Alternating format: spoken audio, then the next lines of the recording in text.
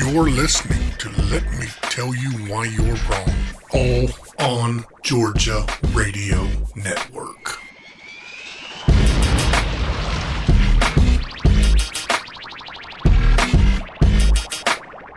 From an undisclosed location somewhere in the state of Georgia, this is the Let Me Tell You Why You're Wrong podcast, episode number 83. I'm Dave Roberts. With me is writer, blogger, TV personality, dog mom, and just awesome person, Jessica Szilagyi. Hey, Dave. Howdy, how was your week? The week's been good. How's yours been? I do love fall in Georgia. Triple digits. It's great. Well, I mean, I guess that just keeps your busy season going a little longer. It does. I profit off the suffering of others. Well, you're welcome. I've got an air conditioning emergency. No, you don't, but I appreciate the fact you think you do. Yeah, it's been, I mean, I like summer and I like warm weather, but it just seems like stifling and blistering and just unbearable. Well, none of us are having as good a week as Eric, the guy who edits our podcast, is having, because he's on vacation. Yeah. And we're actually recording this, so if anything changes, early, so that he doesn't have to record or fix our recordings and fix our mess ups and bleep my awesome language from a cruise ship. Not that he would, it would just be late, and I don't blame him. Well, you know, I guess it's only fair that he gets to go on vacation, even if it does harm us. I mean, I'm jealous. We've never survived without him. No, we haven't. The two of us have not. And he could say, go edit it yourself. We'd both be like, ooh, no. Yeah, we'd have to just release it, and that would probably make everyone unfollow the page. Yeah, that we would have no listeners, including us. Okay. I don't want to do it either. Yeah, no, he really does polish up this turd. Thanks, Eric. We appreciate you. We do, and have a great cruise. So, the most weed-friendly Congress isn't going to take up weed. 2/3 of Americans support legalization, but legalization seems to be going nowhere fast in Capitol Hill. And why would that be? Money. You mean the root of all evil? Depending on who has it, yeah. It's great as long as you have it. That's right. No, I mean, you can point to so many. I think there's this misconception that there's just one industry that is keeping marijuana legalization back off the forefront and the front of the platforms and everything. But it's not anymore. I mean, it's a threat to so many things. And I think, you know, the way that the hemp is being regulated, the interwebs, the Google, the way that hemp was passed down to the states, and we'll talk about states and marijuana legislation in just a minute, but the way that the federal government just said, sure, you guys can do what you want. We're just going to put in a few standards, and the states can do however they please and enact all the rules and laws and enforcement mechanisms. I think when people look at the way that even as highly regulated as it is, how that has opened doors for people, I think they're really worried about beyond. I'm really struggling with this one. Basically, what I'm trying to say is pharmaceuticals, the tobacco, the health industry, paper, all of it. There's so many industries that don't want legalized cannabis and easy access to it. Oh yeah, the logging industry, yes. The people that make cinder blocks. If you can make using cannabis fibers. Make building materials that are stronger, lighter, and cheaper, which Home Depot certainly doesn't want any of those things. The shipping industry doesn't want things lighter because they often move things by the pound. There are a bunch of big industries that come together to say, hey, this really wouldn't be good for us, which is a bunch of people saying, I don't care what's good for the United States as long as it's good for me. Right. I don't know. I'm a AC guy, not a physicist or anything like that. But look, these materials are strong. We could have been producing producing paper after the last hurricane instead of planting saplings, waiting for trees to grow for the next 15 years, and asking farmers to suck off of Uncle Sam's teat till they can get that up in the form of aid. We could have these people producing and self-sustaining instead of bowing down to the lumber industry. Right. And, there's plenty of people who... There's people who think that cannabis and cannabis oil and CBD oil can cure certain things and heal, and there's other people who think it can just treat. But wherever, and there's people who don't think it can do either of those things. But wherever you stand on that, the possibility that it could do any of that, or to some degree of that, threatens the pharmaceutical companies, and we know how powerful they are. We know how rich they are, and medical doctors and science are still resistant to it, so you don't have them on your side, and it's just money everywhere. And by the way, I'm ranting like Alex Jones, pointing, and nobody can see it. Here's the thing. I can't tell you whether CBD will help your joints. I can't tell you whether CBD will help your dog. I can't tell you if it'll help you sleep. I can tell you this much. It does no harm. So if you are drinking snake oil, what difference does it make? If you believe it helps you, it has a placebo effect. I don't care.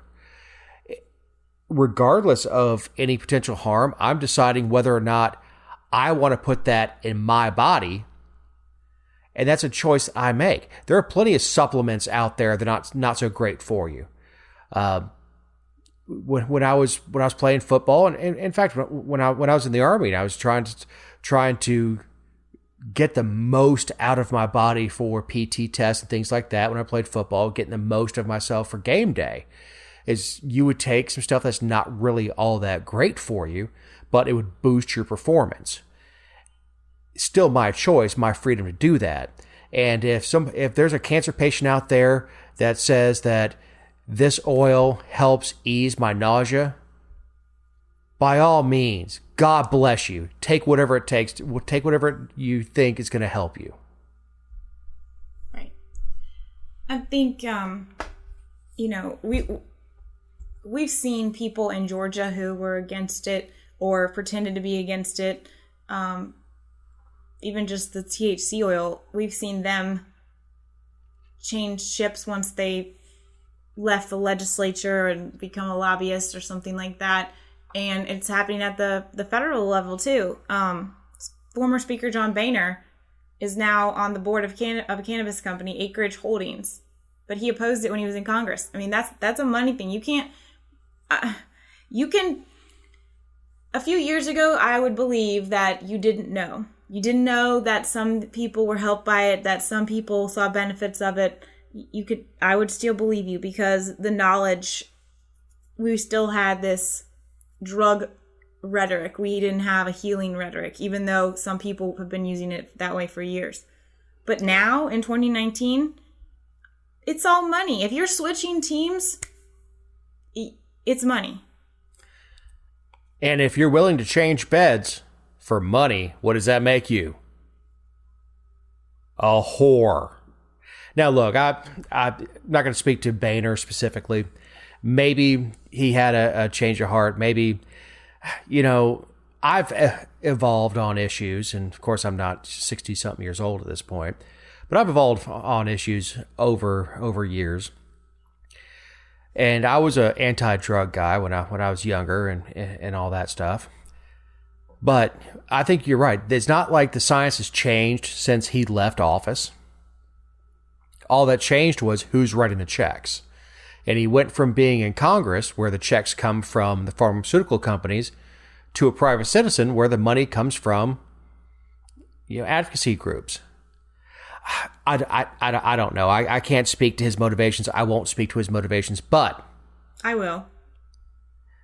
If you put on high heels, a short skirt, you hang out on Metropolitan Avenue at 2:00 in the morning next to the strip bars, I can't guarantee you're a hooker. I got a pretty good idea. Mm-hmm. And he sure does quack like a duck. Well, it's rather timely. I mean, the environment and the conversation, it's changing. It is. And I'm finding even movement on the most anti of marijuana folks, even, I'm not going to say that Faith and Freedom is moving too far on it, but they have moved on the medical end.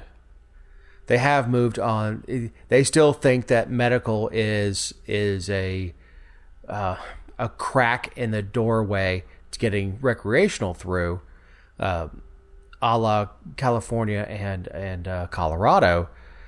But of course, what we have here in Georgia is more of the Minnesota model, which is it's not smoking, it's medication. And anytime I hear these folks pipe up about how bad weed is, how bad it is, and what it does to you, and what it does to kids, and all that, is there's two things I trot out. One is Sydney Wages, Jabo Wages' daughter, who's been helped by this oil, and your dentist.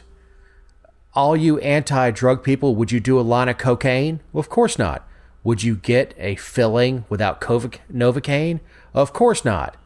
Well, Novocaine is to coke what marijuana oil is to pot. It's a derivative made into a medicine. I'm not going to go smoke opium, but let me tell you something. When I dislocated my knee and they said, "Hey, you need some hydrocodone?" I'm like, "Hell yeah, I do." Right. So there seems to be a cognitive disconnect in understanding a derivative being a medicine, and I'm not even talking about the recreational side of it. And you and I are on the same page there. I really don't care what you do, but on the medical side of it, to deny medicine from a child with seizures is evil. Renee. If you can't, Renee. If you can't see past your own ideology, if you can't see past your own team politics to help a suffering child, you know what? There's a special place in hell for you.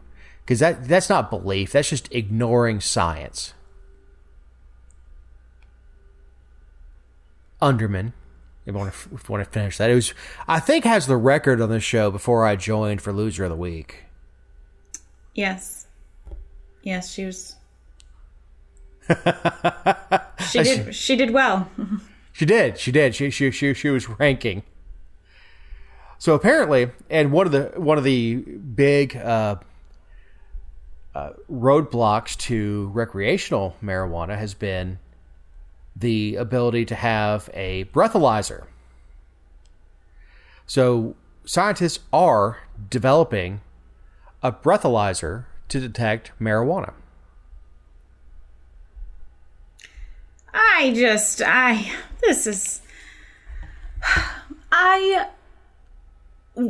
For one, okay, I'll start with the positive. The positive is that not being able to detect impairment on the roadway has been one of the reasons that law enforcement has opposed legalization or decriminalization or whatever whatever it may be in any particular state. That's what they say. It may be one of those things where the target moves. I don't know. But for right now, a lot of them say, our biggest fear is how do you measure a DUI, blah, blah, blah. So maybe if this happens, they will stop standing in the way and using their powerful lobbying arms to block access to a plant. However, I know we had to start with a regular breathalyzer somewhere else. I know we had to go through the trial and errors of how it happened and got, the problems with it and working out the kinks. But nowadays we're so impairment happy when it comes to traffic stops and detainment and all these things, and the burden's on you when you get to court to prove that you weren't drunk or impaired. I just really worry about how many people will be impacted by something like this I don't know. It seems dangerous from a court's perspective. Well, here's the thing. Yeah, and you're exactly right. That has been a huge speed bump heading towards any sort of normalization of marijuana, whether it be medical or anything else, is we don't want high drivers on the roads. But we don't want drunk drivers on the roads either. We don't want people who've been eating opiates to get on the road. If there was a litmus test, because the fear on both sides is, look, I know people who smoke weed. I know people who smoke a lot of weed. So if you give them a blood test at any given day, it's going to show up. That's true. Alcohol's out of your system in a number of hours. Even opiates are out of your system in a certain amount of time. Weed stays around for a while, and no, it's not the alarmist. You smoke it once, it stays in for 30 days. But I mean, if you're perma-stoned, it's in there for a while before your body can process it out, because it doesn't process out of the body with the liver, from what I understand, unless you eat it. It doesn't process out of the body that way. It's a lot slower to get rid of. So there is no mechanism that we know of right now to tell whether or not you smoked at an Allman Brothers concert last weekend or 10 minutes before getting pulled over. There's just no mechanism to tell the difference. I think it's going to cause problems, and I understand that we've got to keep up with the times, but at what cost? We've got field tests that ping cocaine when it's cotton candy or detergent, or we haven't even mastered the big stuff. Oh, I agree. And we've got sniffing dogs that are looking for dollar bills instead of things that are illegal. I don't know what the answer is, but I know that if we can get our arms around deciding what is impaired and what is not, we're a lot closer to moving the country towards normalizing marijuana the way it has other medications, and if you want to take it a step further, the way they have alcohol. We seem to be okay with the idea that a roadside test can determine if you're drunk. I would rather go back to good old-fashioned police work, and a cop can a lot better tell if somebody is impaired than a breathalyzer. Because some people at 0.08 are pretty level, and some people at half that are smashed. Right. If today's the first day that I'm going to make fun of you for being, a chick. This is the first day you opened up a White Claw and got behind the wheel. It's a little different from somebody who drinks a 12-pack every day. I'm not saying that's right. I'm just saying the impact on your ability, your cognitive ability, is different. And the same's true, I'm sure, for all drugs. I'm getting off on a tangent, I know. But I think the officer's ability to make a judgment call and say that Jessica at 95 pounds and she had 3 beers probably shouldn't be driving. Dave at damn near 3 times her height and weight is going to be just fine after having a few. And that's the judgment that we've taken away from our officers and wanted to put everything into a scientific test. And that's to your point, that MAD came up with this hard number, 0.08, you're going to jail, but I'm fine. Yeah, well, the machine says you're not. And then, of course, you get people who fall all over themselves after, a fraction of what somebody twice their size could handle.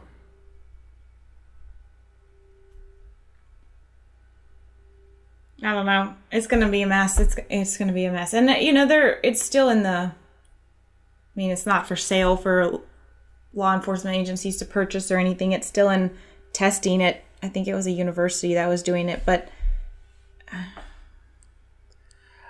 I just like the way it's going, and I not from a status standpoint, but from the normalizing aspect is let's take law out of it, completely out of it. You run a forklift for a living, and you have an accident, happens all the time. Well, right now they can do a test on you and say, okay, well, you had alcohol in your system. You obviously been drinking on the job. You're fired, and you're not covered for workers' comp. But with the marijuana side, again, with the Allman Brothers concert, it could have been a week ago that you burned a doobie at an Allman Brothers concert. I know I sound so damn old. Mm-hmm. And now you're running a forklift completely sober 7 days later. And you're and you have some sort of job site accident, your fault or not. They take blood tests, and they're to this point in time, there's no way of saying the presence of THC in your bloodstream equals intoxication. And we even private entities need a way of deciding or figuring out, is that person impaired, or does that person simply have remnants of something in their blood? Yeah, that's a good point, that it's not just law enforcement that will be using it. I mean, there's employers who have said for a long time, we do a drug test, and what someone does on the weekends doesn't always impair what they do on the weekdays. And, it's a fair point. Technology is so glitchy. I know, and you're looking at the slippery slope argument side of it, and I don't, as much as I hate slippery slope arguments, I used to hate them more before I saw the slippery slope. As I get older, the slope keeps getting steeper and slipperier. But hey, that's where we are. We went from making this argument on the bunny slopes to being at the top of Breckenridge, looking straight down on a black diamond.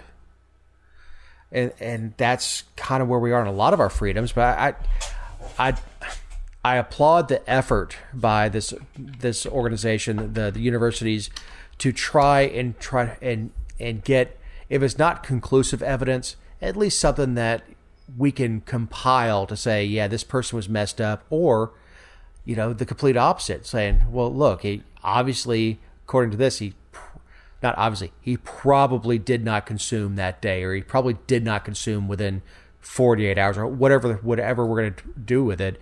And, we'd all love to see a litmus test where you swab the inside of the mouth and go, nope, he's hot, go to jail. But that's just not the way science and chemistry works. Right. Moving forward on that, where are the 2020 candidates on weed?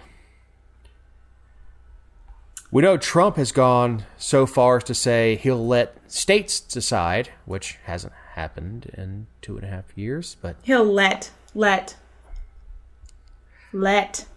You mean let us do what the 10th Amendment says we should do? You took the 10th Amendment right out of my mouth. Yeah, that pesky, written on hemp paper document. I'll tell you what. You've been in Georgia too long. You're from California. Seriously, though, that's his language. We're going to let the states. It just really bothers me. I appreciate the sentiment, even though he's not answering the question, because he's always asked the question, what are you going to do at the federal level? What are the feds going to do? What are you going to do at the federal level because of banking and because of, shipping and all of these things? But his answer is, we're going to let the states legalize it. Which I appreciate. Again, I appreciate that they're not sending the feds in to crack down on these things. But it's not a safe way to do it, because what happens in the next... it's just... No. So Joe Biden stops short of legalization. He's calling for decriminalization, rescheduling, criminal record expungement, and increased research access. He wants the states to decide whether or not to legalize. Cory Booker. Way to take a stand, Joe. Sorry. No, it's okay. I was just going to say, Cory Booker, I think his comments, I'm not a huge Cory Booker fan. However, Spartacus? I did like what he said, that weed is safer than French fries. But one Just leads to the because- other. Yeah, right. I mean, it's not, depending on what you're looking at, it may not be true. It's not like I'm looking to him for Mr. Scientific basis. It's just, that's a captivating thought that I think makes people think. So. Oh, sure it does. Sure it does. Big Bird, Bill de Blasio, though it has not been a major campaign platform, says he supports marijuana legalization and backed plans to permit New York State and New York City during his tenure as mayor. I don't know what the hell he can do with the state as mayor.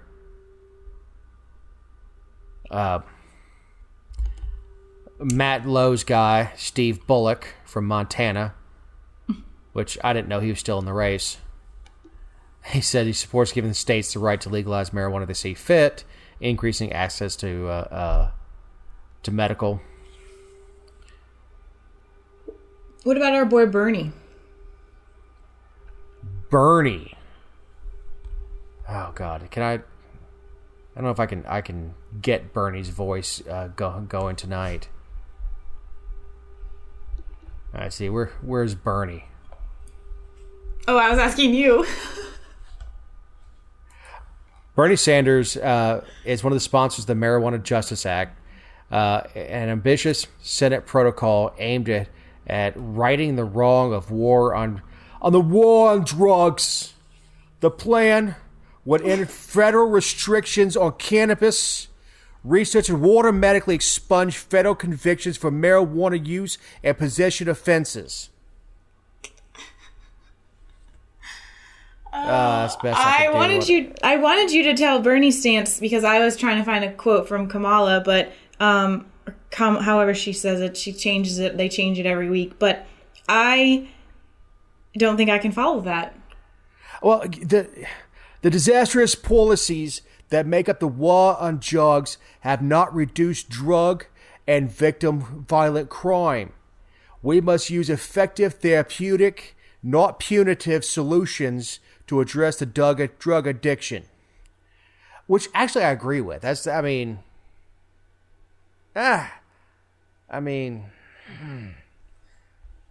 show has made me question myself. I agreed with Ginsburg a couple times on things she said, and now I agree on something that Bernie Sanders said. I'm going to shoot myself now.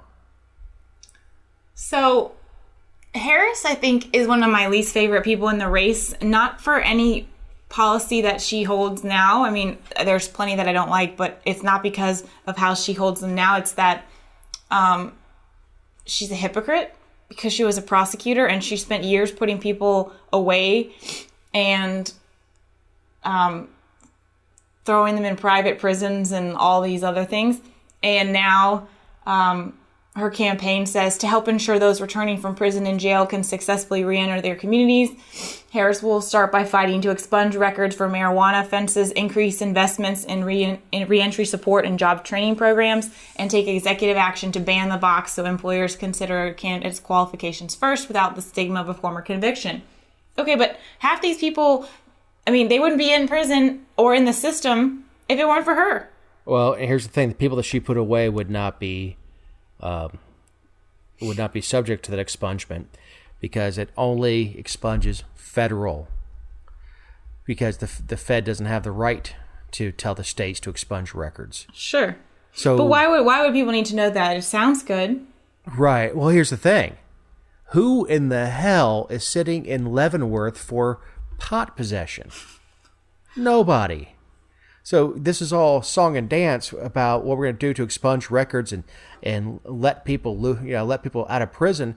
And everybody's thinking about, their cousin down the street, they got popped for a roach, he's going to get let out of jail. Like, no.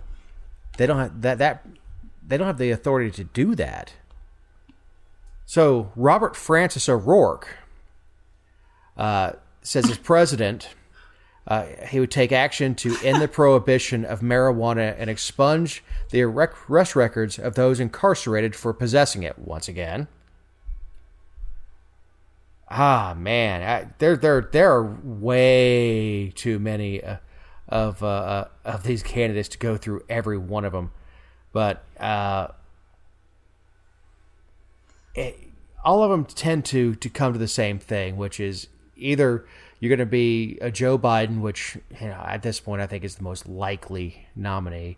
He's going to keep his feet in both sides, saying it's a state decision, but we're going to open up research, which is a fine decision on the federal level, which I'm fine with, but.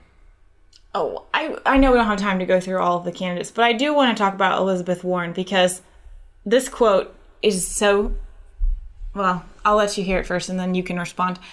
It's not equal justice when a kid with an ounce of pot can get thrown in jail while a bank executive who launders money for a drug cartel can get a bonus. It's not equal justice when, for the exact same crimes, African Americans are more likely than whites to be arrested, more likely to be charged, more likely to be convicted, and more likely to be sentenced. We need criminal justice reform, and we need it now. You go first. Wow. Well, she hit all the buttons there. Rich people are bad, and the government goes after minorities.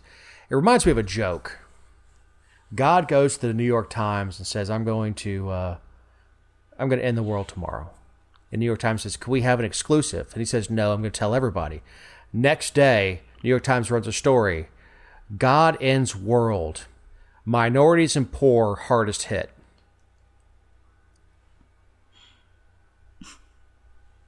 Yeah, man, it is. She just continues to hit the talking points, and I guess that's what people want to hear out of her, is she continues to hit the damn talking points, which I got that you didn't find that joke amusing. I figured you told me you were running short on time, so I was just trying to keep the ball rolling. Oh, okay. Marianne Williamson is for legalization, which if you've ever heard her talk, I love her. I really do. But all her peace and love and wanting to create a Department of Peace, it is not shocking to me that she'd burn a doobie. But yeah, all of them seem to be somewhere on the pro-legalization. Would they do it if elected? I doubt it. I mean, we didn't have any movement towards that when Obama was president. We didn't get any movement that way when Trump came into office. We obviously had no movement that way when Clinton was in office, nor Bush 41 or 43. It's just it's not a political party. It's a talking point to get elected. I do hope though that I mean, there's so much more to being president than your stance on marijuana. Please don't mistake me for thinking that I would vote for anyone based on their marijuana position. There are things that are far more important to me. But I do hope that it continues to stay as something that's debate questions and asked in interviews and things, because it just, again, normalizes it like we were talking about, and it just keeps it on people's minds that this is coming, this is a thing, we're going to keep talking about this isn't going away, this isn't crack cocaine. Right. Just keep talking about it. Reefer Madness was a piece of propaganda that came out in the 30s or something. I mean, it's time to at least, as normal people, look at it and say, okay, there could be some medicinal aspects to it. Okay, maybe it can treat things. Maybe we should ease restrictions. But it seems like the people I talk to, even I spend Sunday, Wednesday, and Saturday night at church, people are starting to come around to the idea that easing suffering for the sick sure does seem like a Christ-like thing to do. That it seems to be the complete opposite to let somebody suffer because you think a plant is evil.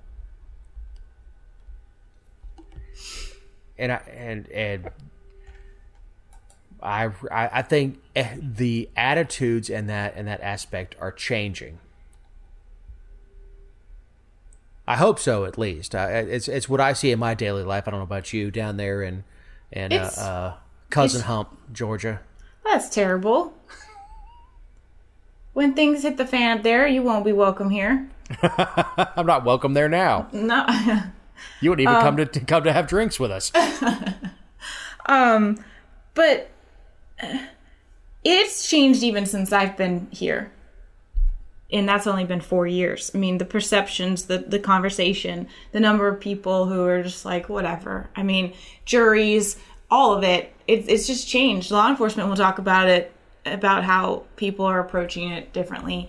The cops will throw it out on the side of the road if you're not carrying a suitcase full. It's changed a lot. And the government, as always, is far behind everybody else. Joining us now, we have James Meissner. James is a former federal law enforcement for the U.S. Coast Guard, who upon leaving that profession became an activist for ending prohibition. He partnered with Law Enforcement Against Prohibition, or LEAP, cute, which is an international criminal justice organization founded by police, judges, and federal agents who have spent their lives enforcing our nation's drug laws. He is now an outspoken proponent of OnePlant and is the founder of social media educational portal OnePlant. James, thank you for joining us. Thank you very much for having me. Tell us a little bit about your background that's beyond the quick 10 seconds that I read. Well, like you said, I was in the United States Coast Guard for about 9 years, doing law enforcement, commercial fishery, and recreational boat safety patrols, doing drug interdictions, migrant interdictions, and of course life-saving operations, and then the rebuilding of the entire intercoastal waterway and Mississippi River after Katrina, as well. And now I'm an advocate for cannabis and trying to end prohibition and the injustices that are surrounding prohibition. What was the catalyst that caused the change in going from busting folks with bales of weed to wanting to end prohibition? Well, I got out in 2007, and the economy was not great at the time, so I struggled for a little while. And as you know, Colorado legalized in 2012, and a lot of states started swinging towards the medical aspects of it and legalizing medical. And I was getting really interested in maybe becoming a part of that industry and getting involved. And I was looking to Florida because I was living in South Alabama at the time, and Florida was going to vote on Amendment 2 back in 2014. And I was really excited about it, and I started getting on social media and getting other people educated and excited about it, and getting people to get out and vote for that amendment. And it didn't pass, actually, that year. So I was really ticked off, and I was making a bunch of posts in the Florida groups down there about 10,000 people marching the Capitol and saying, what the hell is this? Why can't you give medical cannabis to the state when 59% of the people voted for it? Well, they have a super majority vote down there. So I just couldn't understand that. And Normal, Florida actually picked that up and set a date and set a rally, and they went to the Capitol in February of 2015. But during that time, I got 5 other states involved as well, and I did this all from my phone on social media. And that's really what drove me to continue to do that, because I was able to do something with so little, and I just felt empowered, I guess. And so ever since then, that's what I've been doing since 2014. What kind of work have you done in Georgia? As far as? with OnePlant and your activism? Well, it all started, as an educational portal, trying to get people to learn all about the many uses and benefits of cannabis. But I reached out to Sharon Rabert here in Atlanta to start that initial rally, and I got to know her, and she had kind of inspired me, and I eventually, in 2015, moved back to Georgia to help Peachtree Normal and try to end prohibition in my state so that myself and many other people could have the freedoms that, I think everybody deserves, be able to grow your own cannabis. I think medical is absolutely, it's been proven in its efficacy. So I just don't understand how the federal government can continue to hold it back. But here in the state of Georgia, I've done numerous rallies and veterans rallies. I'm holding my third annual veterans rally this Veterans Day. I've been to the Capitol lobbying just nonstop. I've helped network and bring a lot of these organizations together because I feel like unity is what we need if we want to actually win. But I've just stayed really busy as much as I can on my off time because I work in the restoration business here in Atlanta. So I work a lot, 50 to 70 hours a week. So. Right. You said, you've been working on this issue for several years now, and in my opinion, the public perception of this has really changed a lot in the last several years, especially in Georgia, but just everywhere.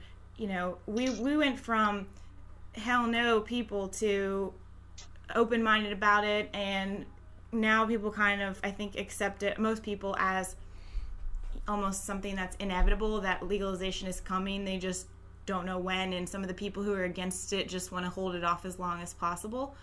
How has that changed how you're able to be an activist and what you're seeking to bring to the table and see for change? Well, it's like you said, the atmosphere has changed quite a bit just in the 4 or 5 years that I've been back here in Atlanta. From a former politician that I know very well that told me that it would never happen when I moved back to this last legislative session. He was telling me, you're right, it's coming, and I might want to get me one of those licenses. So I don't know if it's just the dollar signs that people are seeing, but it's definitely changed people's perspectives here in the state of Georgia and all over the country, obviously. But you see a lot more people, like patients and advocates, being more outspoken as well because of the domino effect that you've seen throughout the country. Where has the major pushback been? Well, mostly I would say coming from the Sheriff's Association here in Georgia, and probably the Georgia Baptists, and religious and law enforcement is two of the biggest pushbacks here that I've seen in the state of Georgia. And before that, it was Renee Unterman and Nathan Deal. So that's the more political side that have been against it. Oh, Renee. Our listeners are very familiar with her and her problems. Right. That and Faith and Freedom, we're well aware of. My Faith and My Freedom. That they are another one. Yep. And something that I've seen, and I'd like to know how you guys are combating it, is the reefer madness propaganda is alive and well. Claiming that marijuana use increases schizophrenia and things like that. Yeah, the Surgeon General even just came out and made some warnings about using it and youth use and using it if you're pregnant. And there's plenty of studies out there that are peer-reviewed that show that he's 100% wrong. But yeah, the reefer madness is alive and well still. Now, in Georgia, we've had some problems, and I'm going to put air quotes around problems, attempting to prosecute possession of marijuana because the law enforcement's inability to tell the difference between that and hemp. And have you got any information on that as far as how they can tell the difference, what the difference is in the plants? Well, as you know, my advocacy platform is called OnePlant because it's all cannabis. So they're very right in that regard that you can't really tell a difference. traditional industrial hemp, you could tell a difference a little bit because it's grown a different way. You grow it, closer together. It's grown for fiber and seed purposes, so it grows very tall and doesn't have much vegetation. Whereas today's hemp plants that you see being grown all over the country are actually grown just like marijuana because they're growing it for buds. They're growing it for the cannabinoid profiles that the plant produces, and that's what law enforcement is talking about. And I know you guys have seen the amount of roadside tests that are, that show a candy bar as cocaine or show some baby formula as crack or whatever. I mean, it's crazy. They don't work. So the law enforcement is like, well, we can't tell a difference, and they're right. But Tennessee's got it down. Tennessee's got over 4,000 hemp farmers farming hemp right now. It's a huge industry in Tennessee. And the Tennessee Bureau of Investigation just sent a letter out the other day and said, we're not testing minor possession marijuana anymore. We're not going to do it. Just stop. If it's a felony possession, then we'll test it. So they basically, in essence, just decriminalized at the law enforcement level, which is crazy. But they do have tests that at the TBI. It's a new type of a test that is basically can be used on the roadside, and it basically just determines whether the plant produces more THC or whether it produces less THC. It's some kind of a light test, and I'm not real familiar with it, but they do have stuff out there. Well, as far as the difference between the plants, hemp building materials, hemp paper, hemp business could have saved South Georgia after the hurricane last year. Absolutely. Could save those farmers, too, if they were growing industrial hemp. Right, and we have to get out of these farmers' way. If marijuana is going to be illegal in the state of Georgia, how do we get it across to the lawmakers that hemp is not marijuana? You can smoke it, but it's not going to do much for you, and it's a hell of a building material. Right. Yeah, and it's not marijuana by definition, by government definition. But if you look at the botany and the science behind it, it's cannabis sativa, and that's what it is. Both the hemp plant and the marijuana plant, they're both cannabis sativa linnaeus. The artificial line in the sand, if you will, is just the government definitions. And traditionally, like I said, yes, the more the fiber, the crops that they grew back in the past, those did look and were much different. They didn't produce much cannabinoids at all. But even back in George Washington's day, when he grew hemp and said it was vital to the national security to continue to grow hemp, the THC levels of that hemp was much higher than it is today. It's been bred down to that artificial 0.3% threshold. It's really on how you grow the plant, where it's grown, the climate, how much stress is on it. That really determines what's going to be your end result. But if you grow it like industrial hemp and you want fiber, that's what you're going to end up getting in the end. Some genetics are going to be better than others, obviously, but it's all one plant. Right, and I don't know how. I assume that you're familiar with the hemp laws that just came about last session in Georgia, right, and the restrictions on who can grow industrial hemp. Yeah. Is there anything that your group is doing with that sort of thing? Yeah, we're following this very closely. We're trying to figure out exactly what's going on.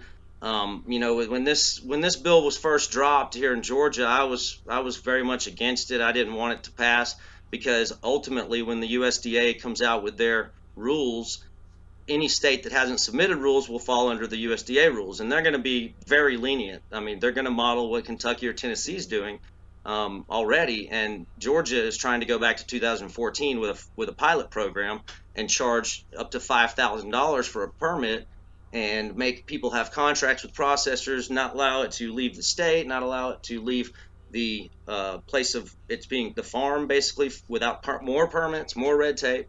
And I really don't know what happened, whether or not Gary Black pulled the rules to wait and see what the USDA comes up with, or whether or not the USDA rejected them. I've heard both sides, and if they rejected them, I'm probably because it violates the federal bill. Now, do you consider the in-state cultivation of medical cannabis oil a win? I, after 5 years of watching this play out and really, when I came into this, I was like, F you guys, we're gonna do what we want to do, and I didn't really understand the politics behind it. And now I get the politics, and it's a win because we're gonna have seeds in the ground next year. It's not a win. It's not the end all say all. We need to keep pushing for more. It's ridiculous the regulations they have on it and the limitations, and basically it's a good old boy monopoly. And that's the reason why we haven't seen the rules yet, is because they can't find people who want to sit on the committee. They just can't. Nobody's willing to give up that profit incentive that they could be out there running a company or having one of those licenses and making a killing. Nobody wants to give that up, or at least that's the rumors I'm hearing. Well, depending on the pay for sitting on that committee, I'm available. I don't know anything about growing weed, but I mean, I'll sit on a committee.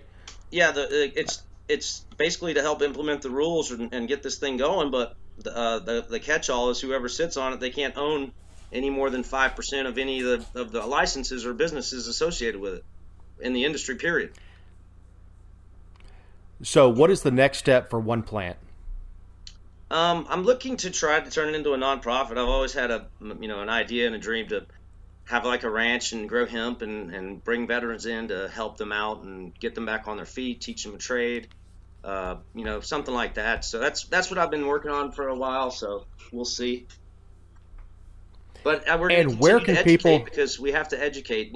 Education is why we've gotten to where we are today. Without Sanjay Gupta's 2013 weed special, I don't think that the CBD craze takes off like it does. Without little Charlotte Figge showing the world that CBD can basically, I hate using the word cure, but if you take CBD forever, a lot of these children never have seizures again. So without that, I don't think we're where we're at today. Where can people find information about you and your organization? Well, currently Facebook is the only place I'm really on. I just don't have time to get into all the other social media platforms and stuff, but it's Facebook. You can find me OnePlant, one word, or hashtag OnePlant United. I do have a website. It's down currently, but hope to have that up again. We have a lot of various hemp products that I've networked with over the years with a lot of amazing companies here within the industry. Everything from shirts to soaps to plastic 3D printed, desktop nameplates and cards and whatnot, to tree-free hemp paper that I've got my business cards on. So it's amazing to see the amount of products that are being developed with hemp nowadays. But that's the only places I'm at right now. Okay. Well, we certainly will keep everybody informed as you expand and get your website up and running. I certainly would be down for some hemp stuff from my desk. Yeah, it's pretty awesome stuff. If I had the camera going, I'd show you guys. Well, I would really want to let you know we appreciate you coming on, James, and we certainly appreciate your insight.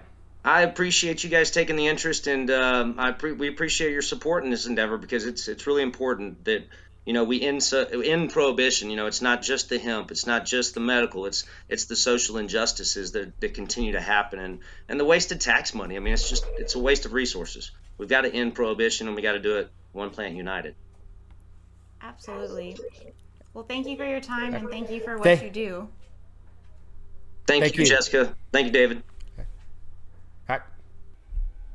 Once again, we want to thank James Meissner for coming on the show. It's not the easiest thing to do, logistically, getting our schedules lined up, and technology sometimes gets in the way of getting everybody together. But we certainly appreciate anyone who comes on the show, and it is nerve-wracking. I can tell you, as the last person to join the show, it is nerve-wracking the first time you do it, but we're pretty easy to get along with. But Jessica, what do we have for closing thoughts? I just want to mention a study that I saw by Pew Research that came out that said more than half of Americans trust law enforcement to use facial recognition responsibly. It was 56% of Americans said they felt confident that they would use the facial recognition technology, and 59% found it acceptable for them to do so in public areas to assess potential security threats. And I just, like, I want to say a lot of terrible words, but I mean, I guess I'm surprised that it's only 56%, honestly. People are willing to give up so much for safety and security, but I don't know how many times we've talked about abuse of record keeping and record retention and storage, from whether it be licenses to passports to, I mean, we've talked about all of that stuff on here. Yet people, and I know that most of America is not listening to this, it's not that, it's just these are issues that have been going on for years now, and people are still so trusting, and I can't comprehend it. I don't trust polls. Were you polled? I wasn't. I was not. Here's the thing with that. My only rebuttal to that is, if a intelligence agency has credible evidence or credible threat, and they're looking for a singular person or a whatever a group of 5 people that could be in this general area, that's fine. In fact, it's not. It's what's done all the time. If you have credible intelligence for that, but what facial recognition software leads to is attaching faces to possible crimes, to arrest warrants, and then it just becomes 1984. And the only thing that Orwell did wrong is he was off by 30 years. Mm-hmm. And his name was Edward Snowden. His name is Edward Snowden. Hey, my only closing thought is, if you like what you heard, if you don't like what you heard, give us a rating of 5 stars. Doesn't cost you anything. We really enjoy doing this podcast, and we enjoy the feedback we get, positive and negative. Even the painfully slow and Dave sucks emails, keep them coming. Insult me. Just let me know you're listening. We are absolutely thankful for every one of you. So, for Jessica Szilagyi, I'm Dave Roberts. Have a great week.